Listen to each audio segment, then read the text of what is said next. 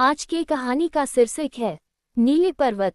सूरजपुर नाम के छोटे से गांव में 13 साल का एक लड़का रहता था जिसका नाम अर्जुन था। अर्जुन बहुत जिज्ञासु और साहसी था। उसे नई नई जगहों पर जाना, जंगलों में घूमना और रहस्यमयी चीजों के बारे में जानना बहुत पसंद था। गांव के लोग अक्सर उसे समझाते थे कि ज्यादा रोमांच की तलाश कभी कभी मुसीबत भी बन सकती है, लेकिन अर्जुन हमेशा मुस्कुराकर कहता, अगर डरते रहे तो नई बातें कैसे सीखेंगे। गांव के पास एक विशाल पर्वत था जिसे लोग नीला पर्वत कहते थे। दूर से देखने पर उसकी चट्टानें नीले रंग की दिखाई देती थीं। उस पर्वत के बारे में तरह तरह की कहानियां मशहूर थीं। कोई कहता कि वहां एक छिपी हुई गुफा है जिसमें अनमोल खजाना रखा है। कोई कहता कि वहां एक जादुई झरना है जिसका पानी पीने से थकान हमेशा के लिए खत्म हो जाती है। लेकिन कोई भी उस पर्वत पर जाने की हिम्मत नहीं करता था। एक दिन अर्जुन का सबसे अच्छा दोस्त मोहन उसके पास आया। सुना है, अगले हफ्ते मेले में लोग फिर नीले पर्वत की कहानियां सुनाएंगे। अर्जुन मुस्कुराया, कहानी सुनने से अच्छा है खुद जाकर देख ले। मोहन पहले तो डर गया, लेकिन आखिरकार दोस्ती के कारण तैयार हो गया। अगली सुबह दोनों अपने बैग में पानी, खाना, रस्सी, टॉर्च और एक छोटा नक्शा लेकर निकल पड़े। जंगल की शुरुआत बेहद सुंदर थी। ऊंचे ऊंचे पेड़ों पर रंग बिरंगे पक्षी चहचहा रहे थे। ठंडी हवा चल रही थी। रास्ते में उन्हें हिरणों का एक झुंड दिखाई दिया। कुछ दूर चलने पर उन्हें एक बूढ़ा लकड़हारा मिला। उसने पूछा, कहाँ जा रहे हो बच्चों? अर्जुन ने सच बता दिया। लकड़हारा कुछ देर चुप रहा, फिर बोला, अगर पर्वत पर जाओ तो सूरज ढलने से पहले लौट आना, वहाँ रास्ते बदल जाते हैं। दोनों ने धन्यवाद कहा और आगे बढ़ गए।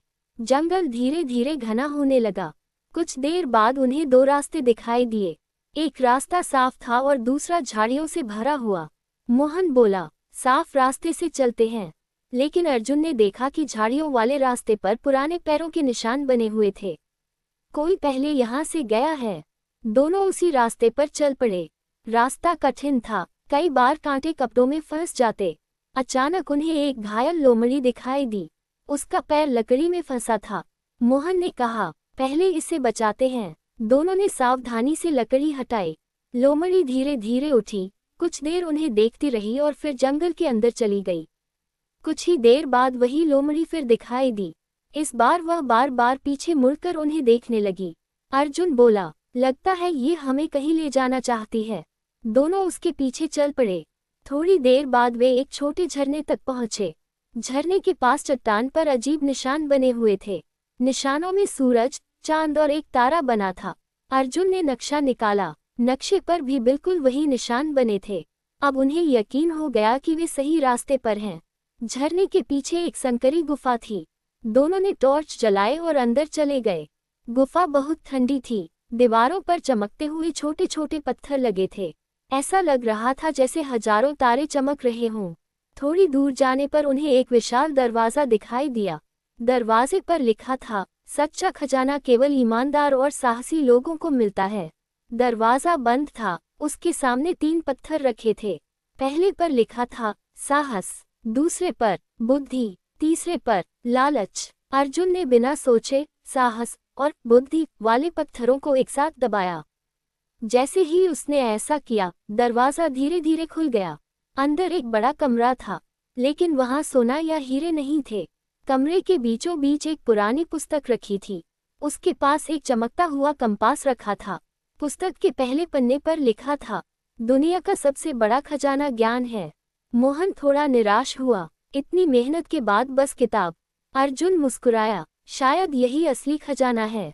उन्होंने पुस्तक खोली। उसमें जंगलों, पौधों, जानवरों और पहाड़ों के बारे में अद्भुत जानकारी लिखी थी।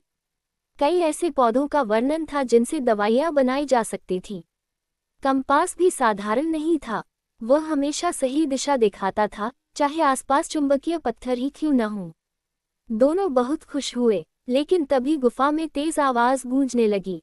छत से छोटे छोटे पत्थर गिरने लगे। अर्जुन बोला, जल्दी बाहर चलो। दोनों दौड़ने लगे। रास्ते में उन्हें 3 अलग अलग सुरंगें दिखाई दी। मोहन घबरा गया, अब किस तरफ जाएं? अर्जुन ने जादुई कंपास निकाला। उसने सीधा रास्ता दिखाया। दोनों उसी दिशा में दौड़ पड़े। कुछ ही मिनटों बाद वे सुरक्षित बाहर निकल आए। गुफा का प्रवेश द्वार धीरे धीरे बंद हो गया। अब वहां सिर्फ एक साधारण चट्टान दिखाई दे रही थी, जैसे कभी कोई गुफा थी ही नहीं। दोनों कुछ देर चुप रहे। फिर अर्जुन बोला, अगर हम लालच करते तो शायद कभी बाहर नहीं निकल पाते। वापसी के रास्ते में उन्हें वही बूढ़ा लकड़हारा मिला। उसने मुस्कुराकर पूछा, क्या मिला? अर्जुन ने पुस्तक दिखाए। लकड़हारे की आंखें चमक उठीं। बहुत साल पहले मेरे दादा भी इसी पुस्तक की तलाश में गए थे, लेकिन उन्हें कभी नहीं मिली। गांव लौटकर अर्जुन और मोहन ने पुस्तक को अपने पास छिपाने की बजाय गांव के स्कूल को दे दिया। स्कूल के शिक्षक ने उसे पढ़ा। उसमें लिखी जानकारी की मदद से गांव के आसपास कई औषधीय पौधों की पहचान हुई। गांव के लोग उन पौधों की रक्षा करने लगे। कुछ समय बाद गांव में एक छोटा सा वन अध्ययन केंद्र भी बन गया। दूर दूर से विद्यार्थी वहां आने लगे। अर्जुन और मोहन अब भी नए रोमांच की तलाश करते थे, लेकिन उन्होंने एक बात हमेशा याद रखी। सच्चा साहस केवल खतरे में जाने का नाम नहीं, बल्कि सही निर्णय लेने का नाम है। एक शाम दोनों फिर उसी नीले पर्वत की ओर देखने लगे।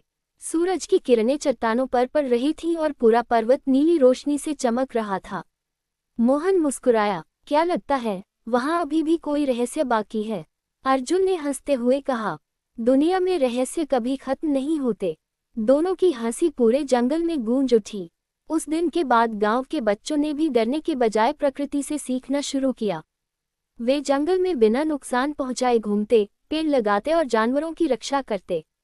अर्जुन अक्सर बच्चों को एक बात समझाता, खजाना हमेशा सोना नहीं होता। कभी कभी ज्ञान, दोस्ती और हिम्मत सबसे बड़ा खजाना बन जाते हैं। सालों बाद भी नीले पर्वत की कहानी सुनाई जाती रही, लेकिन अब लोग खजाने की नहीं, अर्जुन और मोहन की बहादुरी और समझदारी की मिसाल देते थे। और इस तरह दो साधारण बच्चों का छोटा सा साहसिक सफर पूरे गांव के लिए प्रेरणा बन गया।